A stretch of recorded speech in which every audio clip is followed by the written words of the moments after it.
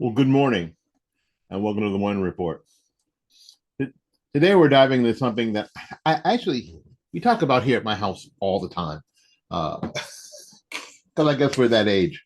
We're diving into we're diving into a tale of two sitcoms, one gritty and grounded, the other polished and proud. Both centered on Black families. Both became household names. Both of these shaped a generation, but they couldn't be more different. And you already know, good times. Anytime you need a payment, anytime you need a friend, anytime you're out from under, not getting hassled, not getting hustled, keeping your head above water, making a way when you can. What? Through temporary layoffs, easy credit ripoffs, scratching and surviving. Ain't we lucky we got them? Good times. Yes, good times told us what it meant to survive when the deck was stacked against you. Now, and y'all know the other one, Cosby Show. Okay. The Cosby Show told us what it looked like when you already made it and still had to raise the next generation correctly. Here's a truth that most won't say out loud. Both shows, for all sorts of different reasons, are under fire now. One for being too real, the other for being too ideal. So today, we're going to compare and contrast, not just the sitcoms, but the characters, the creators, the critics, and the cultural impact. Let's get started.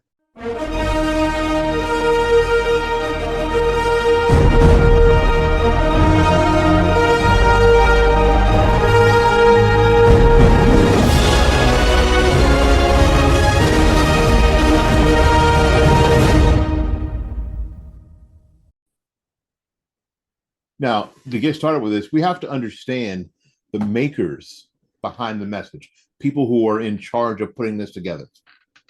We have to understand the people behind the message. We're going to start with Good Times. And a lot of people don't know this.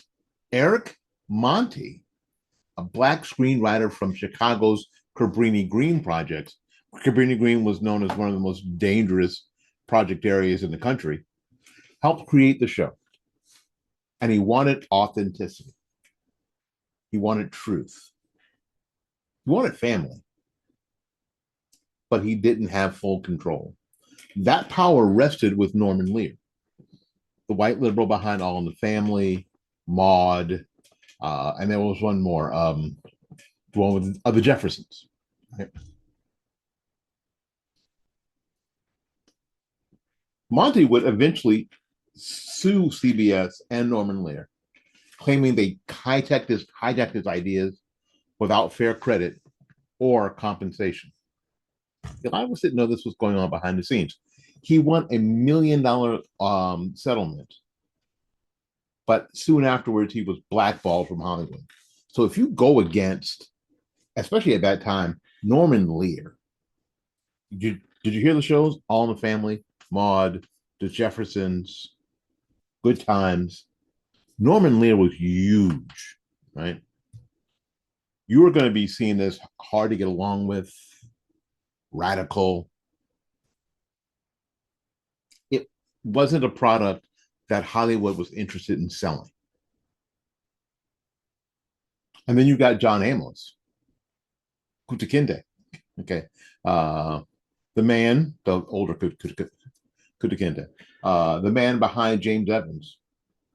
And he fought with writers constantly. Said the show was becoming a cartoon, a parody, a joke. And that's what got him fired. Now, meanwhile, over at NBC, actually later at NBC, Bill Cosby was running a different kind of show. Cosby was in charge of everything. The Cosby Show didn't just reject stereotypes; it pretended they didn't exist. Cosby's world was jazz music, clean sweaters, clean children, no gangs, no drugs, no poverty, just success.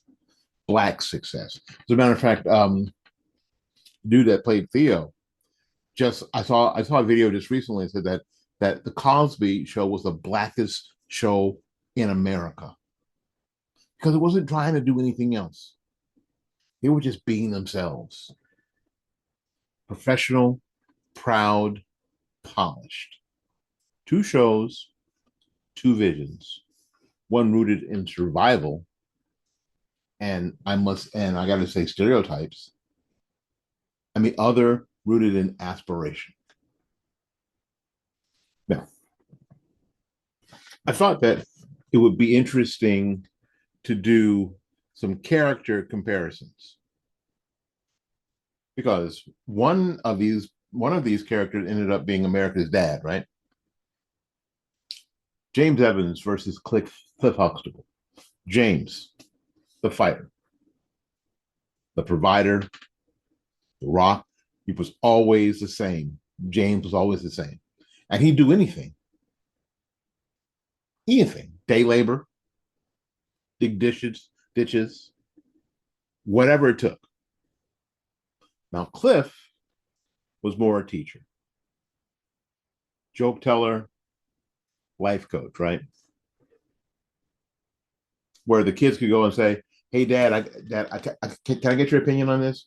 Sure, sit down. And then he would tell a long story and drive his kids crazy, but would help them, right? So he always had a lesson, and he never lost his cool. James taught you how to stand tall when the world tried to keep you down. Cliff showed you how to thrive when the world gave you a seat at the table. Now the moms. Florida Evans. Now, if you don't know, if you're not old enough to remember, Florida Evans' character came from a show called Maude. Florida was Maude's housekeeper. Okay. And Maude came from All in the Family. So they're all in this Norman Lear chain of programs that was spinoffs.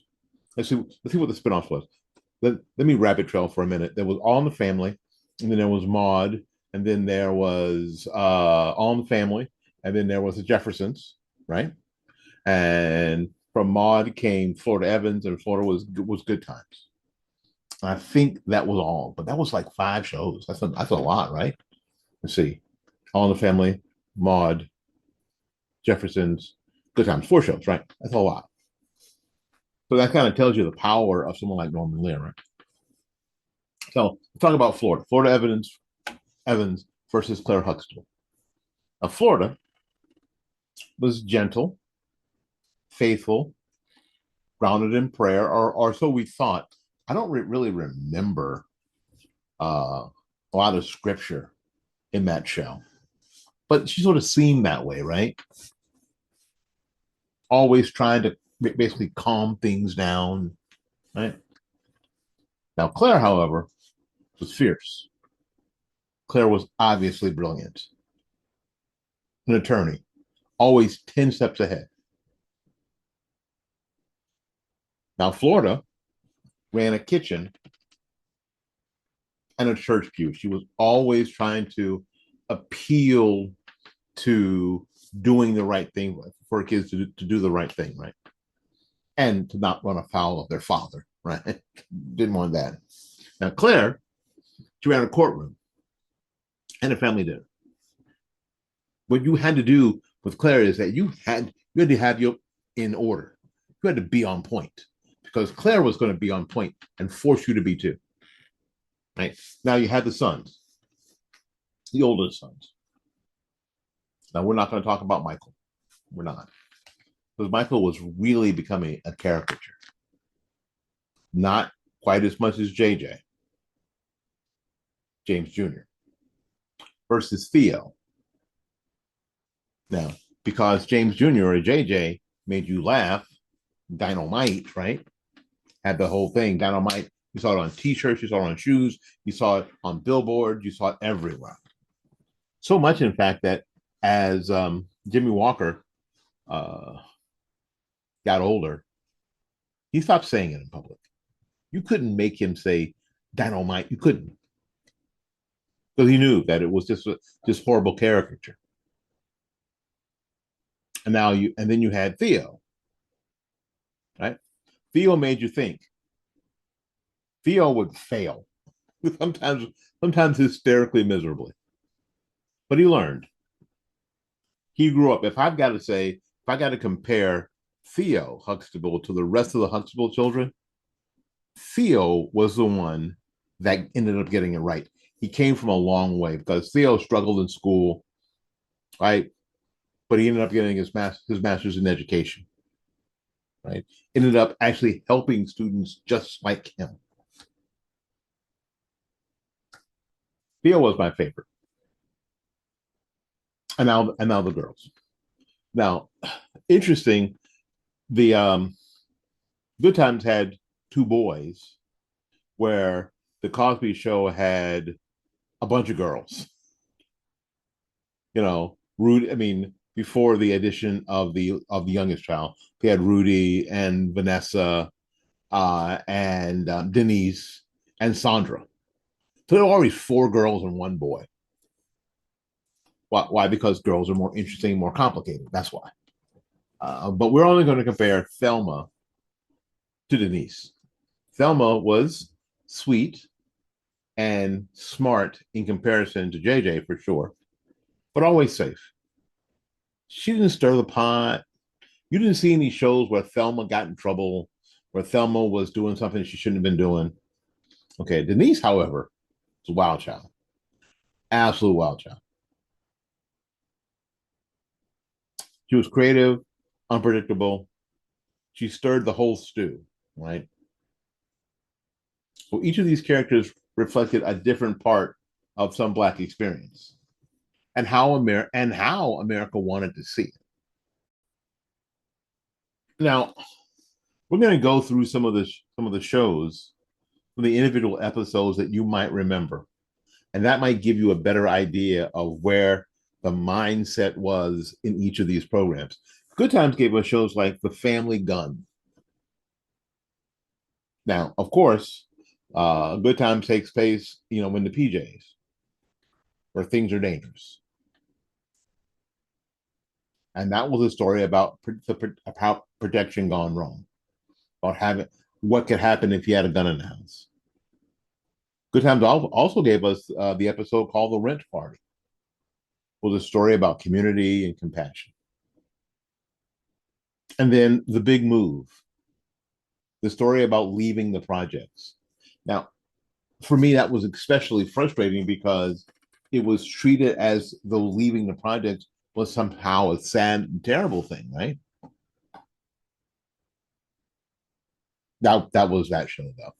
Now, the Cosby Show gave us things like Theo's defining moment. It was a lesson in budgeting and adulthood. Where he and Cockroach came back to the house, and the family had moved all their stuff out of what was his room. And now he had to actually pay for and find a job and pay for his rent and buy his furniture and buy his food and figure out, this is the cost of being an adult, right? Great and funny as heck. Vanessa's Party. Actually, Vanessa was the wild child. Actually, a lesson in lying and trust. Remember when Vanessa goes to see that band? Oh, the Wretched. Claire was awesome in that show. The Wretched. Did you have big fun with the Wretched? Right? Remember that? And Denise Drive, a lesson in consequences with compassion, where of course Denise wrecks the car. Right? Two sitcoms, same format, worlds apart in tone, worlds apart in stakes, and worlds apart in message. Now, if you're younger, you may not know how these shows hit, how they were accepted. There used to be this thing called the Nielsen rating, and it would rate television shows. Actually, they would. I think some people used to have a box on their TV. Golly, I wish I had one of them. We never had a Nielsen box. And then it would know what was on the TV at the time. And I don't know how they work, but somehow Nielsen, this big polling company, got an idea what was on the box and when it was on the box, and they would compare the shows. All right. If you know more about Nielsen, write it in the comments.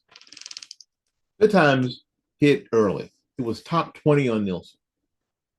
But the sillier JJ got, the more of a buffoon he got, the more you heard dynamite, that they would set the whole scene up so he could say the catchphrase dynamite. The more that happened, the more the message got lost. And viewers left. By season 6, the heart was gone. By season 4, they'd killed off James. And I didn't realize until I did a little research just now that that happened that early. Now, in the beginning, Esther Rose said she wouldn't sign a contract unless the father, that family had a father. She wasn't going to do the show as a single mom. And for a lot of season 5, there was no Florida. There was only the kids, which was really kind of weird. And the show just lost its way entirely. The show was canceled in 1979. What about The Cosby Show? The Cosby Show, wow, a juggernaut. Top 3 is first season. And then it was number 1 for number 1 in the country, 5 straight years. Saved NBC. It was part of it was part of TV worth watching on Thursday night, right? It shaped the culture. It created an empire. But however, some scholars took aim, because they always do. Bell Hooks called The Cosby Show bourgeoisie blackness. However, Thomas Sowell said it's a threat to the left. Cornel West says it was beautiful, but it ignored some of the Floridas that was still out there. Shelby Steele said Cosby didn't ignore race. He just didn't use it as a crutch. Both shows had something to say. Both shows took fire for what they showed and what they didn't. All right, now, Good Time showed the fight to survive. You can say that, I guess. The Cosby Show showed the blueprint to succeed. Today, what we get is dysfunction dressed up as diversity. We don't need that. We do need more Jameses.